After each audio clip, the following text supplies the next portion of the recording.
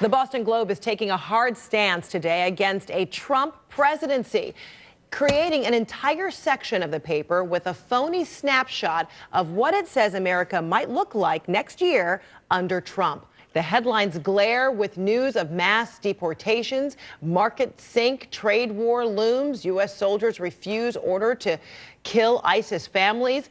The fake front page is accompanied by an op-ed by the Boston Globe editorial staff, which says the GOP must stop Trump. Donald J. Trump's vision for the future of our nation is as deeply troubling as it is profoundly un-American, and goes on to say, quote, the toxic mix of violent intimidation, hostility to criticism, and explicit scapegoating of minorities shows a political movement is taking hold in America. If Trump were a politician running such a campaign in a foreign country right now, the U.S. State Department would probably be condemning him, end quote.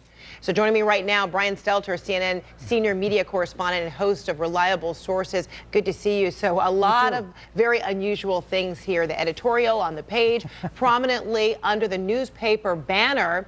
And then, of course, you see those words such as the GOP must stop Trump. The opening line saying the future of our nation is deeply disturbing as it is profoundly un-American. So at the same time, how un-American or how bold is it that anyone in America would be stopped at the urging of the content in a newspaper that is supposed to be unbiased?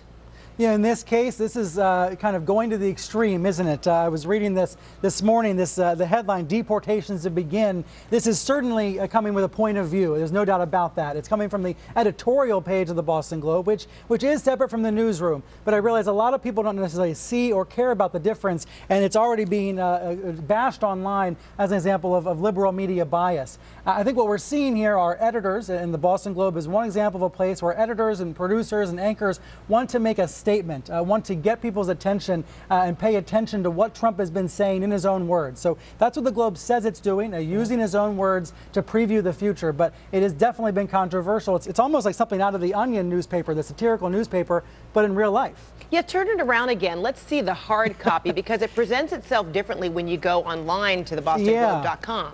Yeah, there's the whole thing, and it does look like a real front page. Now, if you open it up, then you'll see the actual normal ideas section, and you'll see their editorial saying the GOP must stop Trump. Of course, Massachusetts, a pretty liberal state, but we know there is a big amount of support there for Trump as well. We saw that in the state's primary. I do wonder if some Trump supporters will be calling and canceling their subscriptions, but I don't expect that will actually be a big dent to the Boston Globe. They knew what they were doing with this cover. They were seeking to create controversy, and they have. And there are a few jokes here as well, even though it has a serious point. They suggest that Omarosa from The Apprentice would be the education secretary. They refer to Kid Rock being an ambassador to Japan. So they're having some fun with it while at the same time trying to make a serious point. And it's dated Sunday, April 9th, 2017, looking ahead 1 year from now. So in a time where newspapers, particularly across this country, are really in a tight place, many are kind of staying, trying to stay alive as best they can with their hard copy. Did the Boston Globe calculate this as a necessary risk to take? What was behind the decision making for the Boston Globe, traditionally a fairly conservative mainstream newspaper, taking this kind of risk? I think you're onto something there. Earlier this week at the Boston Globe, an unusual internal memo came out from the top editor saying we need to rethink everything we do. Can we come up with a plan for the future that isn't as reliant on print and can come up with new, bold strategies to gain readers? Now, this was already in the works before that memo came out, but that is exactly what's happening in newsrooms, print newsrooms all across the country. People being urged to try new things, to be experimental, and to try to come up with new ways to find readers. Now, this might turn off some readers, but impress a lot of other ones. This is an example of out-of-the-box thinking, whether you love it or hate it. And I think it's sort of reflecting on what we're seeing in other newsrooms as well. Trump is a one-of-a-kind, out-of-the-box candidate, so there are attempts to cover him in one-of-a-kind ways.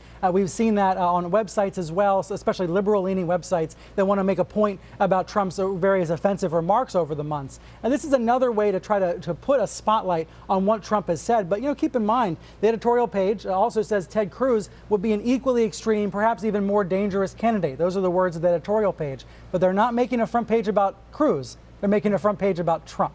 Right, and no comments about John Kasich, but they did take the time to talk a little bit about Mitt Romney as well and a Paul Ryan. Right, they're suggesting that the convention this summer, the editorial board would like to see Romney or Ryan as the eventual nominee of the party. I have reached out to the Trump campaign this morning, by the way. They haven't commented at the moment, but I suspect that at some point down the road, we'll be hearing from Trump about this fake front page. Probably. All right, Brian Stelter, always good to see you. Thank you so much. Thanks. And we'll have much more from the newsroom right after this.